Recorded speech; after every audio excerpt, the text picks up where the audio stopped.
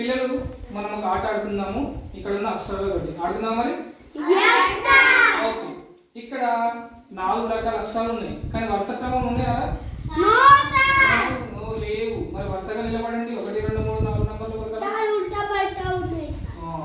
Proper నిలబడము. Right. నీ పేరేంటి బేటా?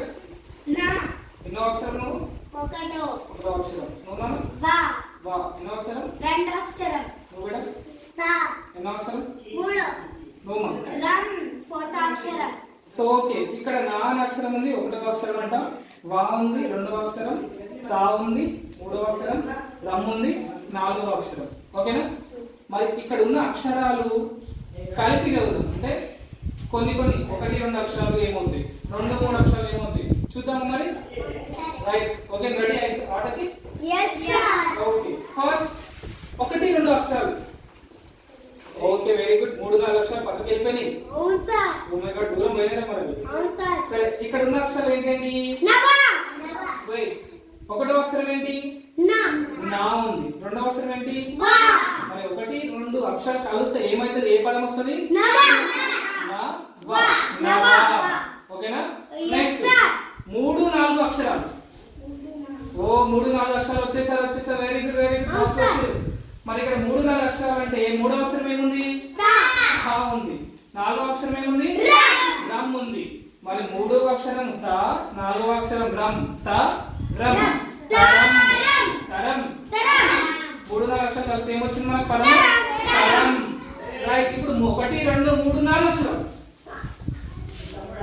Okay, ఇక్కడ చూడండి 4 వచ్చేసారు. మరి 4 అక్షరాలు కలిపితే ఒక పదం వస్తాడు. మరి ఏ పదం వస్తుంది మనకు తెలియదు కాబట్టి చూద్దాం. 1వ అక్షరం నా, 2వ అక్షరం వా, 3వ అక్షరం తా, 4వ అక్షరం రమ్. నా వా తా రమ్. ఏ పదం వచ్చింది? 4 కలిసి ఏ పదం ఏర్పరిచిందా? నవతరం అనే పదాన్ని ఏర్పరిచింది కదా. Very good. ఇప్పుడు 1 4. రైట్. 1వ అక్షరం వచ్చేసింది, 4వ అక్షరం కూడా వచ్చేసింది. మరి చూద్దాం. 1వ అక్షరం నా, 4వ అక్షరం రమ్. నా రమ్. ఏ పదం ఏర్పడ్డది? ఏంటి? Very good. 1 2 3. ఓకే, 1వ అక్షరం, 2వ అక్షరం, 3వ అక్షరం మళ్ళీ వచ్చేసారు. వాళ్ళు కలిసి ఏదో పదం ఏర్పరుస్తారు. చూద్దాం మరి ఏ పదము. ఓకే, 1వ అక్షరం ఏంటన్నా? 2వ అక్షరం, 3వ అక్షరం. మీరు కూడా ఏ పదము? తా. రైట్. నా వా తా.